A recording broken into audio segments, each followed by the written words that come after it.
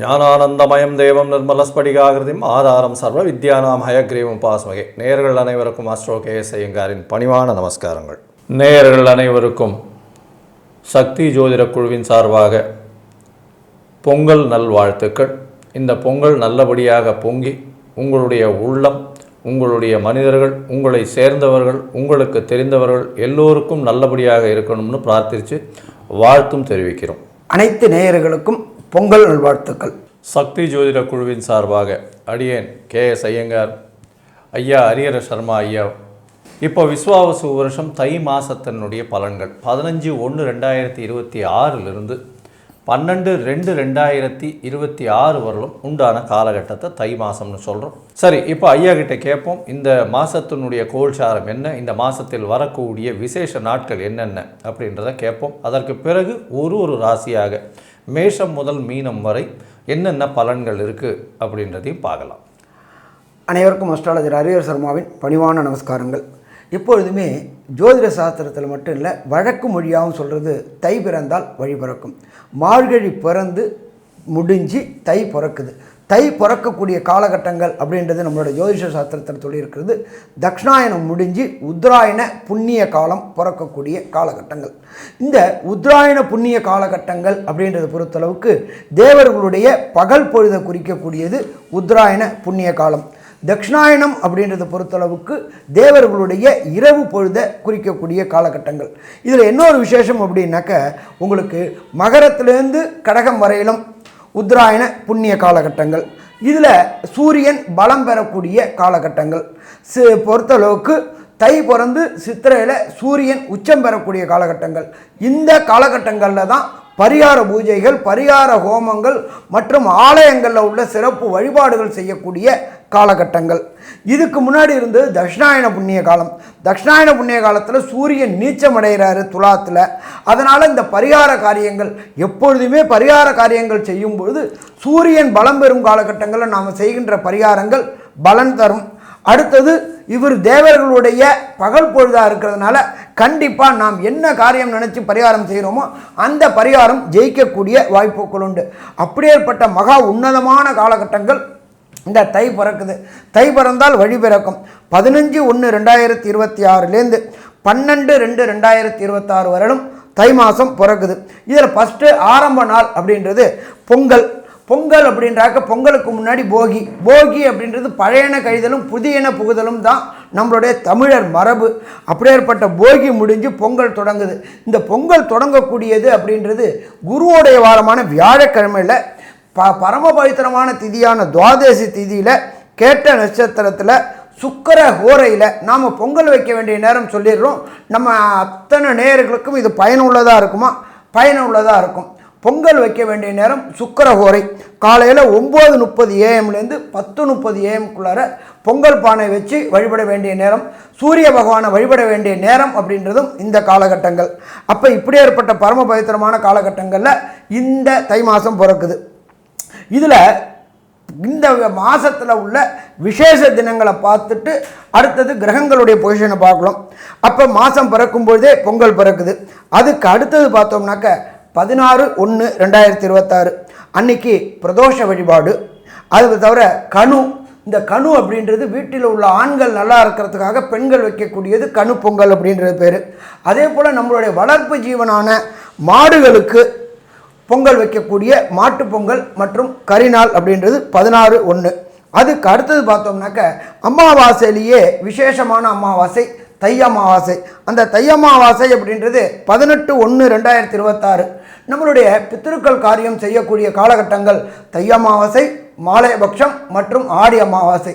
அப்போ பித்திருக்களுக்கு உண்டான காரியங்கள் செய்யக்கூடிய தை அமாவாசை பரம பவித்திரமான அமாவாசை 18/1/2026. இதுக்கு அடுத்தது பார்த்தோம்னாக்க 25/1/2026 ரத சப்தமி. அதே போல் 26/1/2026 எல்லா மக்களுமே எதிர்பார்க்கக்கூடியது. ஒரு காணி நிலம் வாங்கி ஒரு வீடு கட்டணும் அப்படின்னு நினைக்கக்கூடியவங்களுக்கு வாஸ்து பூஜை போடக்கூடிய நாள் 26/1/2026. அதுவும் பர்டிகுலராக போட வேண்டிய நேரம் அப்படின்றது 9:52 AM 11:22 AM வாஸ்து பூஜை போட்டாச்சு அப்படின்னு சொன்னாலே கண்டிப்பாக வீட்டில் உள்ள தடங்கல்கள் அத்தனையும் விலகும். அதுக்கு அடுத்தது பார்த்தோம்னாக்க 1/2/2026 பௌர்ணமி மற்றும் தைப்பூசம். இந்த தைப்பூசம் அப்படின்றது வள்ளலார் ஜோதி ஏற்றக்கூடிய காலகட்டங்கள் அப்படின்றது தைப்பூசம். இப்படி ஏற்பட்ட உன்னதமான காலகட்டங்களில் தை மாதம் பிறக்குது.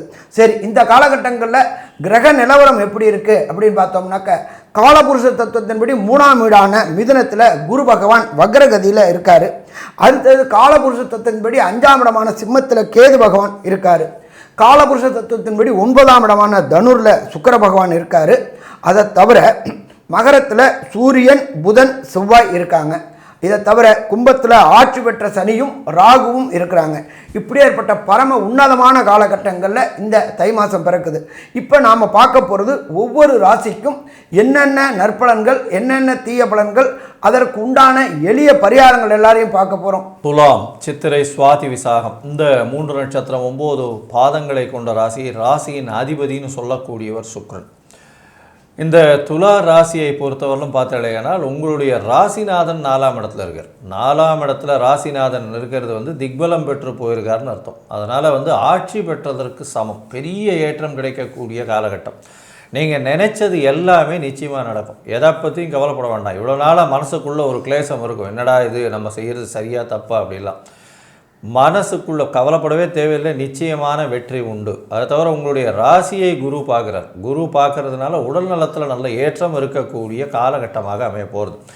11ஆம் அதிபதி, அதாவது 11ஆம் அதிபதி உங்களுடைய ராசிக்கு சூரியன், அவரும் 4ஆம் இடத்துல இருக்கார். 4ஆம் இடத்துல இருக்கிறதன் மூலியமாக என்ன அப்படின்னா, நீங்கள் எது நினைக்கிறீங்களோ அது உங்கள் கையில் நிற்கும். ஏன்னா 11ஆம் இடம்ன்றது அபிலாஷை ஸ்தானம். நீங்கள் நினைக்கக்கூடிய எல்லா விஷயங்களையும் அடையக்கூடிய ஸ்தானம் அது.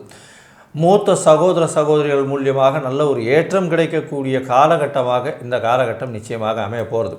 அது தவிர பார்த்தோம்னா புதிய வீடு, மனை, வாகனம் வாங்கக்கூடிய காலகட்டம், புதுசாக கடன் வாங்கக்கூடிய காலகட்டம், எடுத்த காரியங்களில் வெற்றி கிடைக்கக்கூடிய காலகட்டம். உங்களுக்கு பார்த்தீங்களேனால் குழந்தை பிராப்தி ஏற்படக்கூடிய பாக்கியம் இந்த காலகட்டத்தில் அமைய போகிறது. ஏன்னா 5ஆம் அதிபதினு சொல்லக்கூடிய புத்திரஸ்தான அதிபதியும் ஆட்சி பெற்று போயிருக்கார். நல்ல ஒரு காலகட்டமாக இந்த காலகட்டம் அமைய போகிறது. இந்த காலகட்டத்தில் உங்களுக்கு புதனுடைய மாற்றமும் செவ்வாயினுடைய மாற்றமும் எந்தெந்த ஏற்றத்தை கொடுக்கும் அப்படின்றத பற்றி நம்ம ஐயா கிட்ட கேட்கலாம். ஐயா, நல்லா அற்புதமாக சொன்னீங்க. துலா ராசிக்கு பொறுத்தளவுக்கு புத பகவான் அப்படின்றது கல்விக்காரகன். கல்விக்காரகன் மட்டும் தனிச்சு இல்லை, கூட ஆத்மக்காரனான சூரிய பகவானும் இருக்காங்க. அப்போ சூரிய பகவானும் புதர் பகவானும் சேர்ந்து இருக்கிற யோகத்துக்கு பேர் புத ஆதித்ய யோகம்னு பேர். அப்போ அந்த புத ஆதித்ய யோகம் இந்த துளாராசி என்பவர்களுக்கு கிடைக்கக்கூடிய வாய்ப்புகள் உண்டு.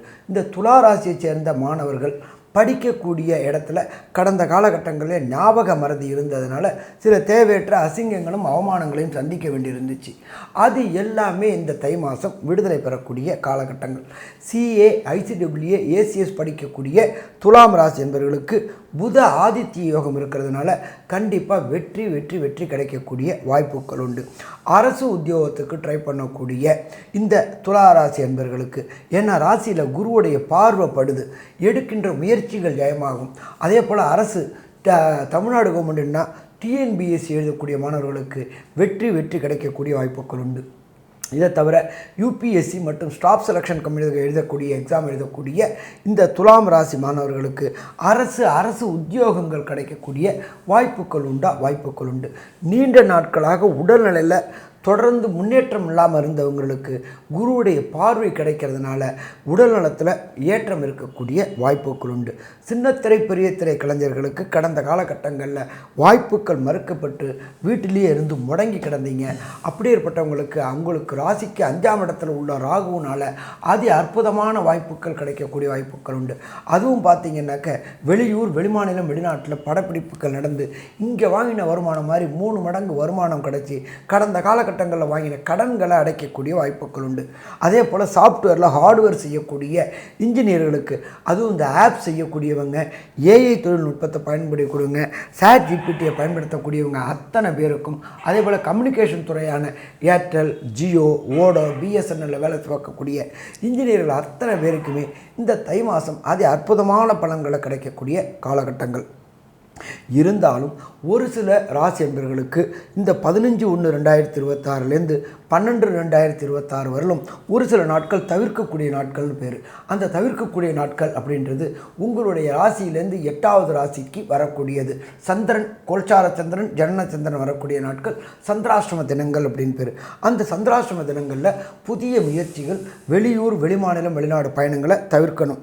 அப்போ அந்த நாட்கள் என்னென்ன அப்படின்னு பார்த்தாக்க 27/1/2026 மற்றும் 28/1/2026 மற்றும் 29/1/2026 இந்த 3 தினங்களும் வெளியூர், வெளிமாநிலம், வெளிநாடுகளுக்கு பயணம் மேற்கொள்றதை தவிர்ப்பது சிறந்தது. புதிய முயற்சிகள் எடுப்பதை தவிர்ப்பதும் சிறந்தது.